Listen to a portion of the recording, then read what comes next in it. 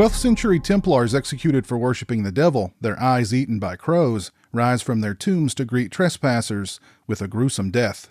Amando de Ossorio's Tombs of the Blind Dead is probably one of the best movies you've never heard of. It's a movie that doesn't fit easily into any subgenre. Some people may consider it a zombie movie, and The Blind Dead are definitely zombie-ish. However, if you go into Tombs of the Blind Dead expecting a traditional zombie movie, you're probably going to be disappointed by the lack of bloodshed and gore. De Ossorio himself didn't consider the Blind Dead to be zombies, but rather vampires.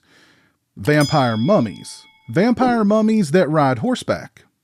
Vampire mummies that ride horseback around the ruins of this old church.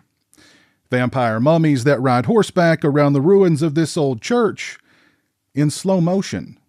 However, if you go into Tombs of the Blind Dead expecting a vampire movie, or a mummy movie for that matter, you'll probably be disappointed too. These aren't your typical vampires, or your typical mummies. If you've never heard of Tombs of the Blind Dead, it's probably because of its subgenre-defying status. It's also really unfortunate, because Tombs of the Blind Dead is a great friggin' movie, regardless of subgenre. First and foremost, de Ossorio lays on the atmosphere thick. The church ruins where the blind dead were laid to rest is a great gothic setting, full of mood and mystery. When you toss in some fog, chilly blue lighting, and a score consisting of droning drums, ghostly echoes, inhuman squeals, and chanting, now that's what I call good atmosphere. The blind dead themselves and their backstory of being executed for devil worship and virgin blood sacrifice is pretty interesting too. The blind dead look cool with their ragged hooded cloaks and eyeless desiccated faces. On foot, they move slowly, relying on their sense of hearing to hone in on their victims. Some of the blind dead ride horses. They appear to be undead horses, which begs the question, were the horses also executed? Either way, the blind dead on horseback is a pretty striking visual, especially when de Ossorio presents them in slow motion. All this makes for some nicely creepy and nightmarish visuals. The main characters in the film aren't the most likable or fleshed out, but they're fairly interesting.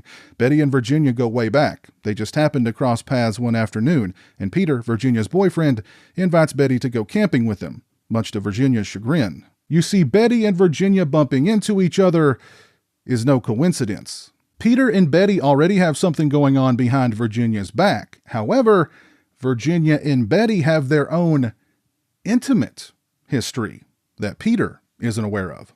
All the relationships in the film are likely a response to the political regime in Spain at the time. After Virginia decides that she needs some breathing room and jumps from a moving train, granted the train wasn't moving very fast, but she still jumped from a moving train. This wasn't her worst decision of the day, though. While investigating Virginia's disappearance, Peter and Betty are told the legend of the evil Templars, and we get to see one of their virgin blood sacrifices via flashback. In order to prove the blind dead's existence, Peter and Betty team up with a gangster the local authorities suspect for the rash of disappearances in the area. And, well, they prove that the blind dead is no myth. That's for sure. And while all this is happening, one of the blind dead's victims has risen from the dead with a thirst for human blood and is now roaming around the town looking for next to nibble.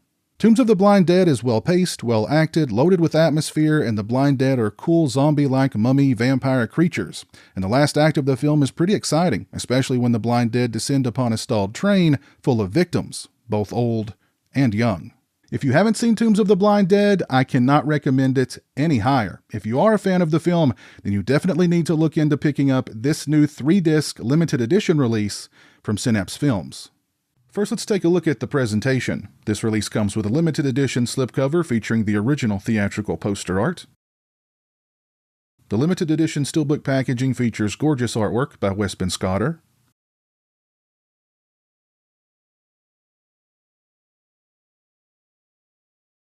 There are 3 discs. Disc 1 is the original uncut Spanish version of the film, Disc 2 contains the US theatrical version, and the 3rd disc is a CD featuring music inspired by the film.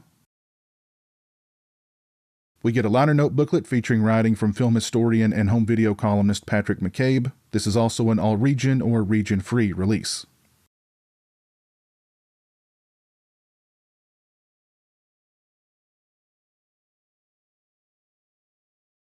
This release features a 2K restoration from the film's original camera negative. This is another stunning restoration by Synapse Films, giving Tombs of the Blind Dead the kind of clarity, punchy colors, and level of detail that it's never had before. The audio quality is also remarkable. I'd give the overall picture quality and sound quality on this release a perfect score, 5 out of 5. As far as extras are concerned, first up we have Revenge from Planet Ape, the alternate US opening sequence. It's 3 minutes and 24 seconds in length. Yes, Tombs of the Blind Dead was marketed as a Planet of the Apes film by its US distributor. Do these look like apes to you?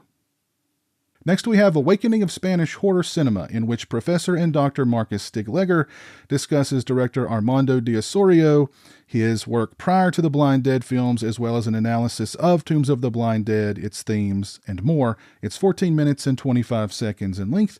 Next we have Salem's Pop, Templar's Tears music video. It's 3 minutes and 22 seconds in length. It's a music video for Templar's Tears from Salem's Pop. Next we have Marauders from the Mediterranean, the macabre magic of the Spanish zombie movie. It's 1 hour, 28 minutes, and 55 seconds in length.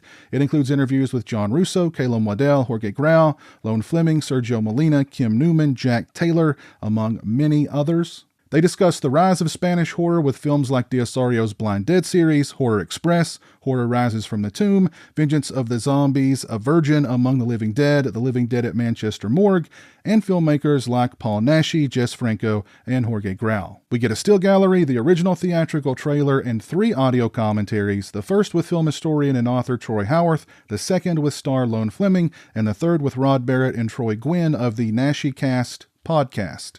I listened to the commentary by Troy Howarth. I'm a big fan of his commentaries. His commentaries are always really entertaining and highly informative, and the commentary he did for Tombs of the Blind Dead was no exception. This is a spectacular 3-disc limited edition release for Tombs of the Blind Dead from Synapse Films. Both the picture quality and the sound quality were stunning. We get lots of great extras, including that feature-length Marauders of the Mediterranean documentary, and it all comes inside a steelbook with a slipcase. What more could you want? Let me know your thoughts on Tombs of the Blind Dead down in the comments section below. And if you've already picked up this release from Synapse Films, let me know your thoughts on it as well. If you like this video, please leave it a thumbs up and share it on social media. If you're not following me on social media, those links are in the description. As always, thanks so much for watching. I really appreciate it. Take care, and until next time, peace. Thank you to all my patrons and channel members. I appreciate your generosity and support of my channel. Become a patron today and have a say in what content appears on my channel. Join me for monthly live streams and much more. Become a channel member today and get access to exclusive badges and emotes to use when I stream. Both those links are in the description.